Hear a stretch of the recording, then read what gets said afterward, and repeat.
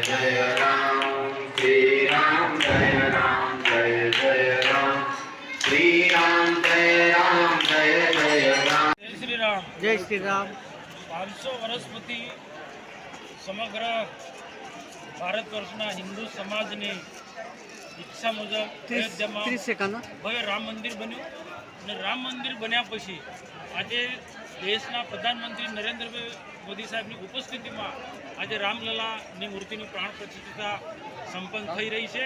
આજે ખરેખર અયોધ્યાની જેમ આખા દેશમાં ખૂબ સુંદર પ્રકારનું રામમય વાતાવરણ બની ગયું છે। લોકો ખૂબ ઉત્સાહ ઉમંગથી આ ઉત્સવને મનાવી રહ્યા છે। આજે સેલંબા ગામે પણ અયોધ્યાની જેમ જ ભાઈઓ બહેનો નાના બાળકો બધા જ આ ઉત્સવની અંદર જોડાયા છે અને ખરેખર ખૂબ શ્રદ્ધાપૂર્વક અયોધ્યાના ઉત્સવને આ સેલંબામાં પણ ખૂબ ઉત્સાહ ઉમંગથી ઉજવ્યો। ખરેખર સેલંબાના આયોજકોને રામ ભક્તોને હું ખૂબ ખૂબ અભિનંદન આપું છું। સમગ્ર ગુજરાત અને સમગ્ર ભરૂચ જિલ્લાની અંદર આ જ પ્રકારનું વાતાવરણ નિર્માણ થયું છે। બધું આખો દેશ રામમય બની ગયું છે। સૌને નમસ્કાર। ભારત માતા કી જય। જય શ્રી રામ।